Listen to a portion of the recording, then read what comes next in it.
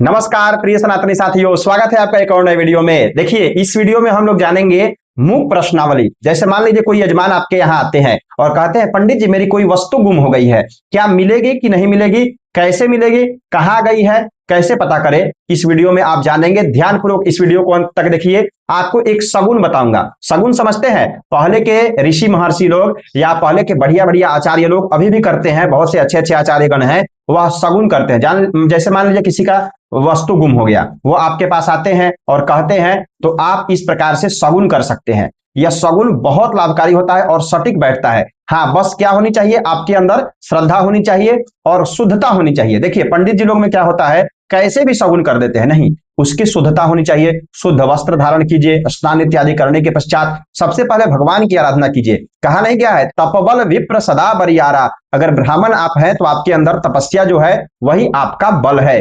ठीक है, क्षत्रिय का बल होता है तलवार और ब्राह्मण का बल होता है शास्त्र और तप।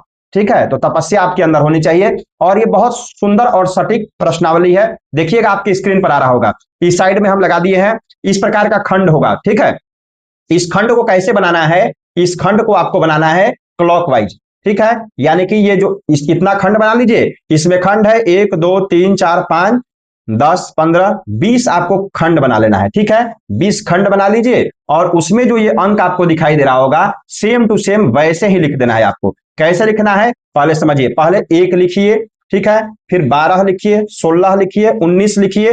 ये कहां लिख सकते हैं, किसी कागज पर लिख सकते हैं। कागज आपका सादा होना चाहिए। सादा समझते हैं, व्हाइट पेपर जिसको कहते हैं, उस पर लाल कलम से लिखना है। व्हाइट पेपर पर लाल कलम से लिखिए, क्लॉकवाइज लिखिए। 1 12 16 19 18 13 7 5, फिर 11, फिर 10, फिर 20, उसके बाद 8 14, फिर 2, इस प्रकार से लिखिए। फिर 15, फिर 6, फिर 7, फिर 4, फिर 9, फिर 3 और फिर 15। इस प्रकार से आपको एंटी यानी कि क्लॉकवाइज लिख देना है। क्लॉकवाइज लिख देंगे।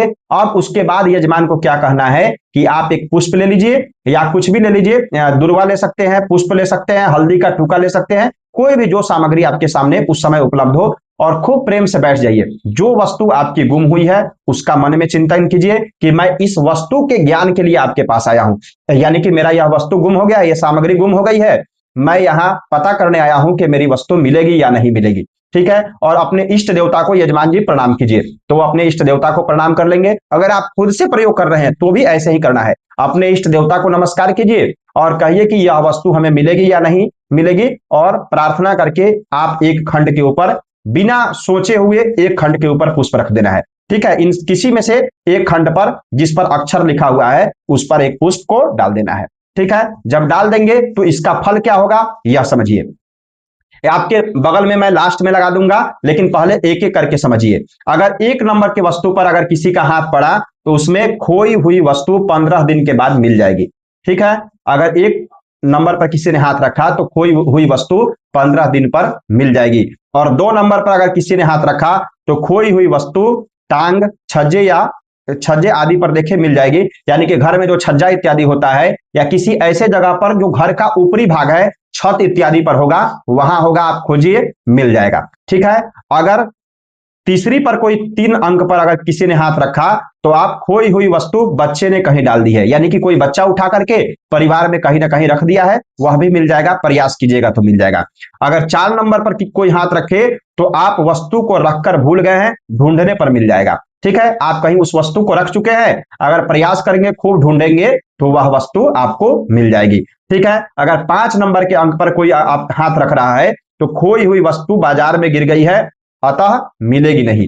अगर आप कहीं गए हुए हैं, बाजार में गुम हो गई है या बाहर, घर के बाहर गुम हो गई है, तो आप प्रयास करेंगे भी तो मिलने वाला नहीं है, आप बता सकते हैं। ठीक है, अगर 6 नंबर पर कोई हाथ रखे तो खोई हुई वस्तु कपड़ों में तलाश करे। यानी कि अगर बाहर कचरा इत्यादि है, जहां कपड़ा इत्यादि फेंका जाता है, वहां हो सकता है। परिवार में उस जगह पर हो सकता है जहां कपड़ा इत्यादि रखा जाता है, तो वहां भी आप प्रयास करेंगे तो मिल जाएगा। ठीक है, 6 नंबर पर अगर हो गया। 7 नंबर पर अगर कोई हाथ रखता है तो तुम्हारा जो द्रव्य खोया है अवश्य मिलेगा, परंतु बड़ी कठिनाई से मिलेगा, यानी कि बहुत प्रयास करना होगा। मिलेगा तो जरूर, लेकिन प्रयास कीजिए, सभी जगह पर खोजिए, आपको मिलेगा, थोड़ा समय लगेगा और कठिनाई होगी, लेकिन मिलेगा जरूर। अगर 8 नंबर पर कोई हाथ रख रहा है तो तुम्हारा धातु द्रव्य खोया है, उसका मिलना कठिन है, यानी कि 8 नंबर पर अगर कोई हाथ रख दे तो कह दीजिए आप प्रयास भी कीजिएगा तो मिलने की संभावना कम है। ठीक है।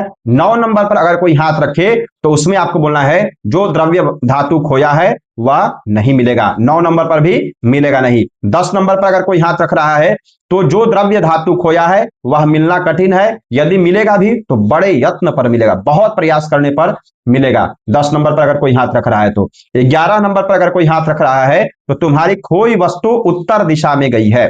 ठीक है, उत्तर दिशा में गई है तुम्हारे घर से, यानी कि नॉर्थ डायरेक्शन में आपका सामग्री गया हुआ है, आप जाइए, प्रयास कीजिए, मिलने की भी संभावना है, नहीं भी मिल सकती है, कोई गारंटी नहीं है। ठीक है। उसके बाद 12 पर कोई हाथ रखे तो तुम्हारी वस्तु पश्चिम दिशा में गई है। फिर 13 पर कोई हाथ रखे तो तुम्हारी वस्तु दक्षिण पूर्व दिशा में गई है।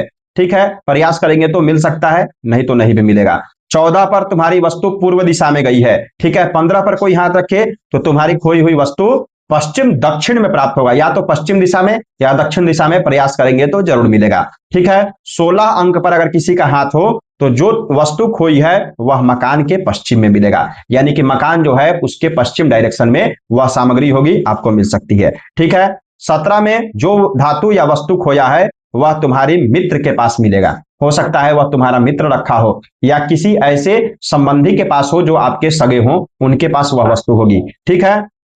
उसके बाद 18 पर कोई हाथ रखे तो जो वस्तु खोई है वह तलाश करने से मिल जाएगी, प्रयास करेंगे तो वह वस्तु मिल जाएगी। 19 पर अगर कोई अक्षर पर हाथ रखे या पुष्प रखे तो जो वस्तु खोई है वह देर से मिलेगी, बहुत देर लग सकता है, समय लगेगा लेकिन मिलेगा। अगर 20 पर कोई हाथ रखे तो जो वस्तु खोई है वह आपके घर में ही मिल जाएगी, यानी कि जो वस्तु है वह आपके घर में ही उपलब्ध है। तो इस प्रकार से आप शगुन कर सकते हैं। या देखिए, यह शगुन बहुत सटीक होता है और बहुत लाभकारी होता है, ऐसा नहीं है कि यह आपके लिए फायदेमंद नहीं होगा, ये बहुत सटीक शगुन होते हैं, ये लाभ तत्काल करते हैं। बस क्या होनी चाहिए, आपके अंदर श्रद्धा होनी चाहिए और जो यजमान आए हुए हैं उनके अंदर श्रद्धा होनी चाहिए। यह होता नहीं है कि टेस्ट करने के लिए कोई काम नहीं करना है, आपको उस पर विश्वास हो तब वह कार्य कीजिए। ठीक है। और किस प्रकार का वीडियो आप चाहते हैं, प्यारा सा कमेंट कीजिए, इस प्रकार का वीडियो हम बनाने का प्रयास करेंगे। इतना प्रेम और धैर्य से संपूर्ण वीडियो को देखने के लिए आपका बहुत बहुत धन्यवाद। हर हर महादेव, जय माता दी।